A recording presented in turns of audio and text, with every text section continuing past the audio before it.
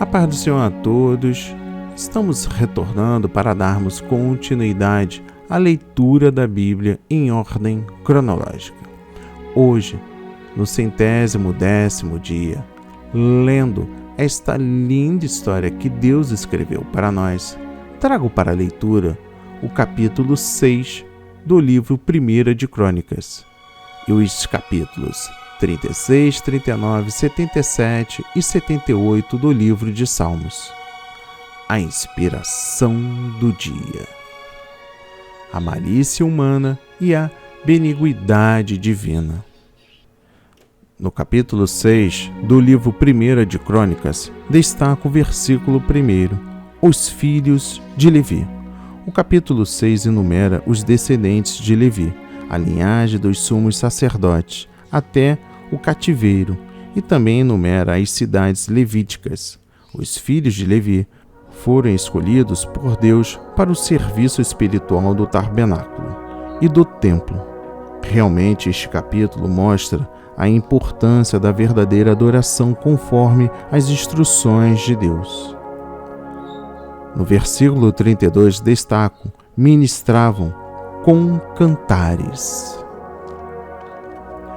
Adorar a Deus com cânticos é uma forma de lhe prestar serviço, e é algo de que Ele muito se agrada. Por meio do cântico, podemos apresentar-nos a Ele com fé e amor. Em Salmos, capítulo 36, destaca o versículo 4. Não aborrece o mal. Mal aqui refere-se ao mal como raiz e à degeneração geral da raça humana. Com isso em mente, os ímpios não odeiam o mal. Primeiro, o ódio ao mal é um aspecto intrínseco do caráter de Deus. É um aspecto fundamental do ministério de Cristo e da sua condição de rei. Segundo, alguém pode ser amoroso e bondoso e fazer o bem aos pobres, mas se não tiver indignação contra o mal, desprezo pelos caminhos imorais do mundo, zelo pela santidade e repulsa à iniquidade, os tais deixarão de andar com Deus e de seguir o Espírito Santo. Vós que amais ao Senhor, aborrecei o mal. Ainda no livro de Salmos, trago o capítulo 49 e destaco os versículos 1 a 13. Guardarei os meus caminhos. Neste salmo continua o tema do Salmo 38, pois o salmista ainda está sob severa disciplina divina. Ele sabe que da parte do Senhor provém o seu sofrimento. Estou desfalecido pelo golpe da tua mão. Ele anseia saber quanto tempo terá de vida e quanto tempo ainda terá de sofrer esse castigo direto da parte de Deus. Ora, para que ele não morra afastado de Deus e da sua misericórdia. Nos versículos 4 a 6, faze-me conhecer o meu fim. Davi ora para que o Senhor lhe ajude a perceber quão curta é a duração de sua vida.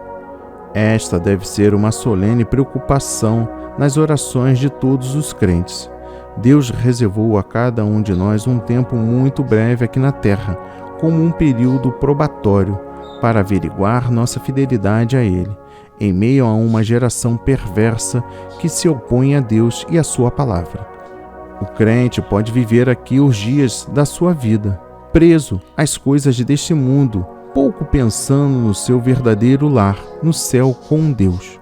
Ou pode viver dedicado aos caminhos do Senhor e dando testemunho do Evangelho de Cristo para que outros possam ser salvos. Que cada um de nós aprenda a contar os nossos dias e a saber que somente aquilo que se faz para Deus e para o próximo perdurará eternamente. Ainda em Salmos, capítulo 77, destaco os versículos 1 a 20. Clamei a Deus. Este salmo retrata uma pessoa em grande aflição clamando a Deus, mas que não vê qualquer indício de que Deus vai lhe atender.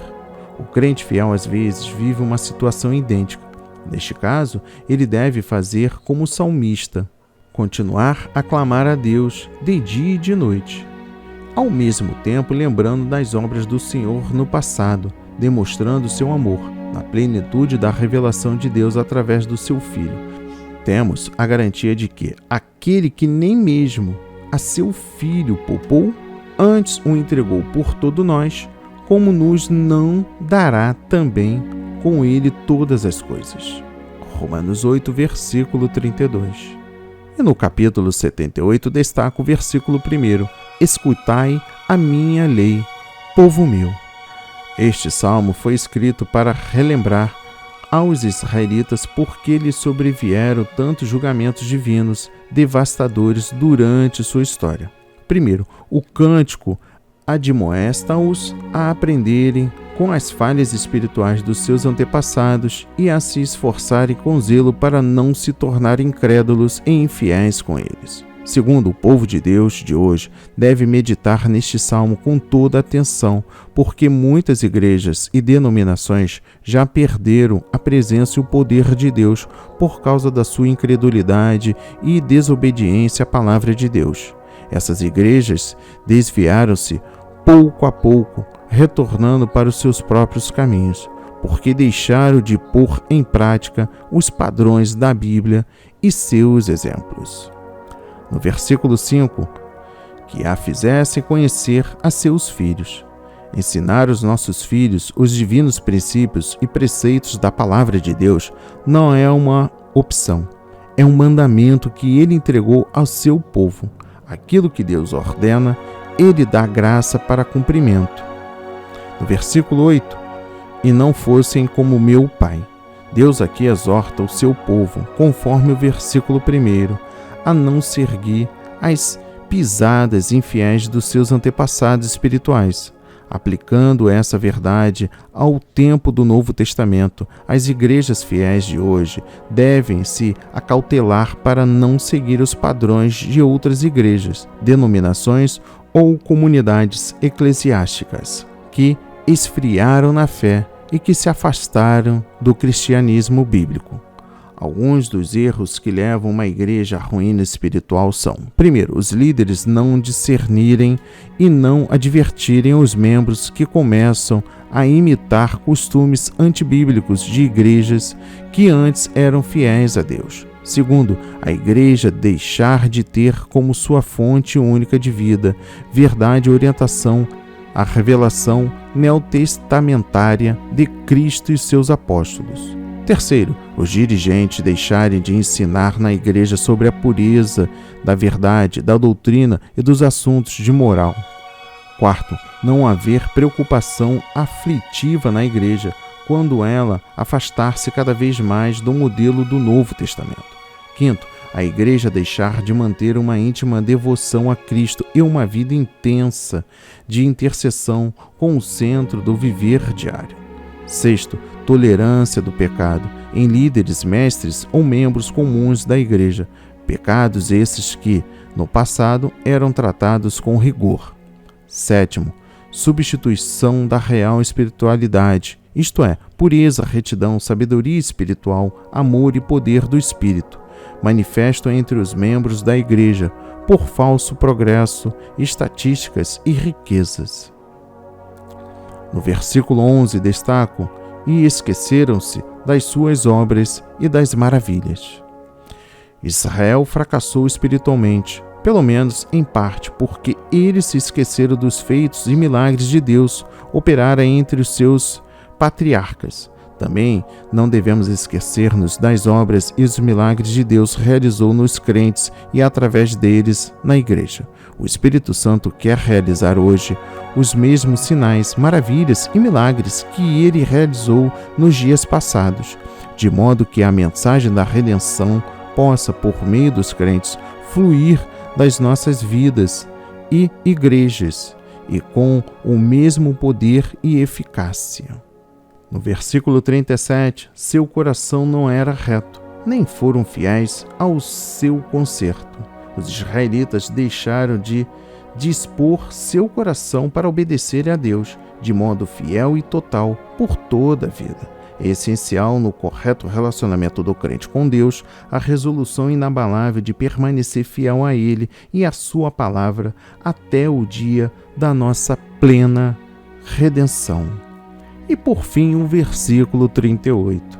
Mas Ele, que é misericordioso, perdoou. A paciência e a misericórdia de Deus estão claramente revelados neste salmo. Repetidas vezes, o seu povo rebelou-se com infidelidade, porém Deus refreou a sua ira. Deus nunca abandonará seus filhos simplesmente porque não consegue agradá-lo com perfeição. Por outro lado, ninguém deve abusar da longanimidade e do perdão divino, levado por consciente desobediência e rebelião. Se um crente continuamente entristece a Deus com o seu pecado, Deus por fim julgará tal pessoa com ira, como fez com Israel.